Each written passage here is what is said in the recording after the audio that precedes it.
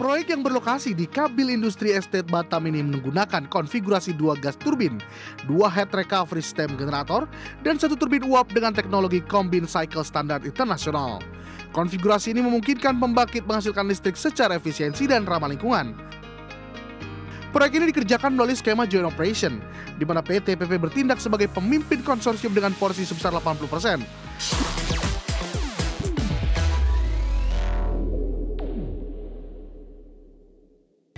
PT PP Persero Tbk berhasil mengantongi kontrak baru senilai 3,35 triliun rupiah untuk membangun pembangkit listrik tenaga gas dan uap Batam berkapasitas 120 MW.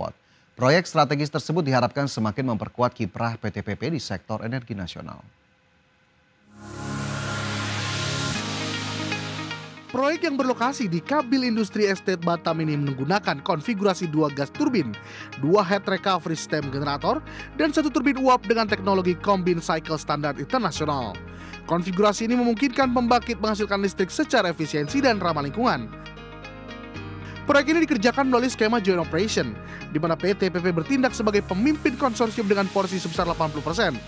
Melalui pengalaman pembangunan PLTGU sebelumnya di Tanjung Ucang, Batam, dan KDL Cilegon. PT PP optimis proyek PLTGU Batam ini bisa diselesaikan tepat waktu dan sesuai standar kualitas tinggi. Persero menyampaikan bahwa kehadiran PLTGU Batam akan menjadi katalis untuk pertumbuhan industri dan daya saing ekonomi di Batam dan Kepulauan Riau. Kontribusi proyek ini juga mendukung program pemerintah dalam mewujudkan ketahanan dan kemandirian energi nasional.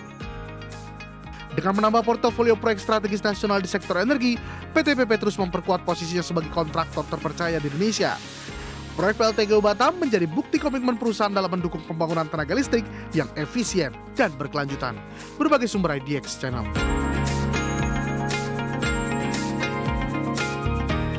Kembali bersama kami dalam IDX Versation Closing. Pemirsa, kita ke informasi pasar modal, di mana perusahaan menara telekomunikasi PT Daya Mitra Telekomunikasi Tbk atau Mitratel berencana menggelar pembelian kembali saham atau buyback dengan nilai maksimal 1 triliun rupiah.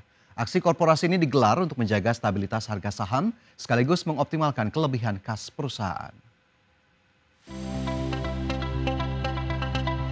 Perusahaan menara telekomunikasi PT Daya Mitra Telekomunikasi Tbk atau Mitratel berencana menggelar pembelian kembali saham atau buyback senilai maksimal 1 triliun rupiah. VP Investor Relation Mitratel Andi Setiawan menjelaskan, buyback saham ditargetkan mencapai hingga 4,12% dari modal ditempatkan dan store penuh perseroan. Dan yang disiapkan tidak termasuk biaya komisi broker maupun biaya lain terkait pelaksanaan.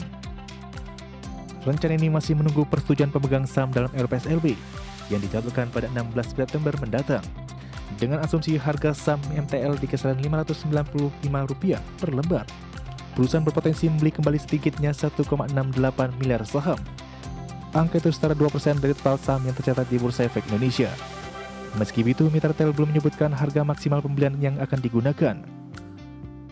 Adapun jika rencana ini mendapat lampu hijau, buyback akan berlangsung selama 12 bulan sejak disetujui RPSLB. Persero menegaskan aksi ini diharapkan membuat harga saham lebih mencerminkan kinerja perusahaan yang sebenarnya. Berbagai sumber untuk IDX Channel.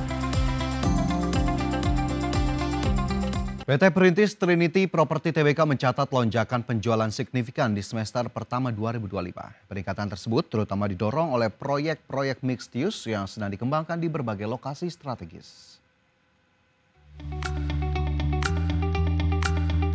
Menurut laporan keuangan resmi yang dirilis di Bursa Efek Indonesia, penjualan Trin meningkat hampir 77% secara year on year dari 97,78 miliar rupiah menjadi 173,02 miliar rupiah.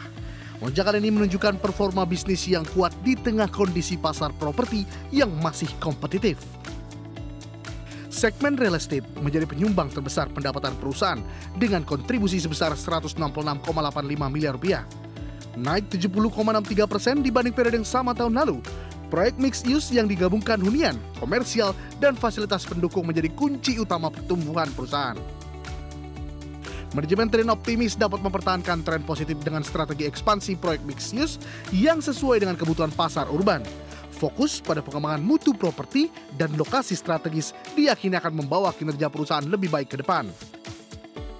Dengan hasil penjualan yang menggembirakan, Trinity Land menunjukkan daya saing dan adaptasi kuat di pasar properti Indonesia. Inovasi dan ekspansi proyek mixed use menjadi motor penggerak utama kinerja TRIN dalam menghadapi tantangan masa depan. Berbagai sumber IDX Channel. Kita ke informasi selanjutnya, pemirsa. PT Chem Resto Indonesia Tbk menggelar pembelian kembali buyback ataupun buyback saham dengan anggaran sekitar 7 miliar rupiah. Langkah strategis ini mencerminkan optimisme perusahaan terhadap prospek industri restoran yang semakin membaik.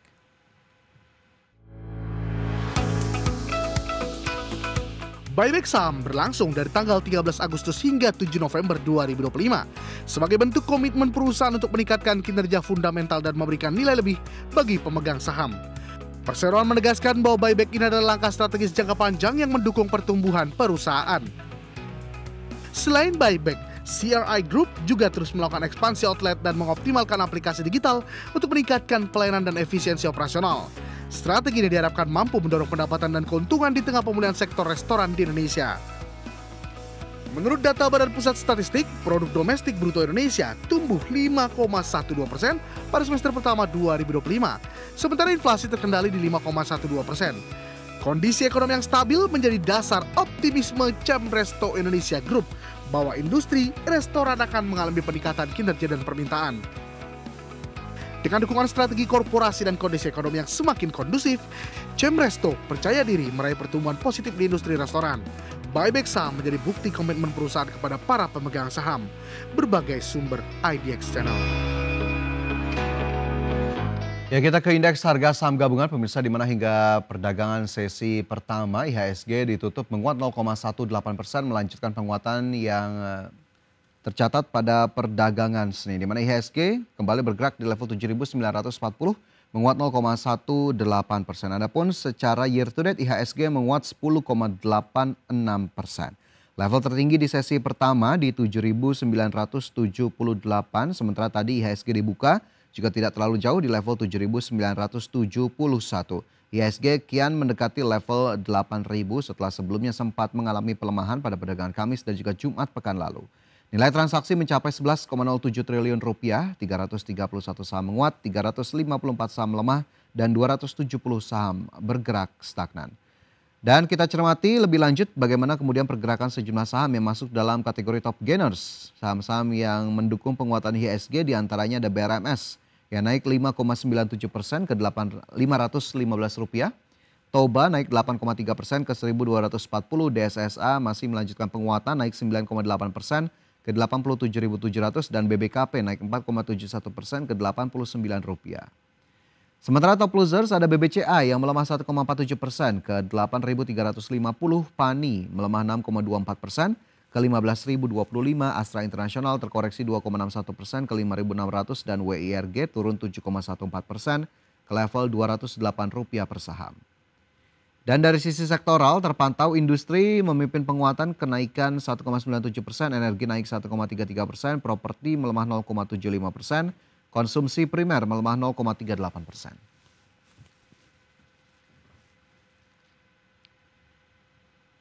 Dan pemirsa, informasi lainnya akan kami hadirkan usai jeda sesaat lagi.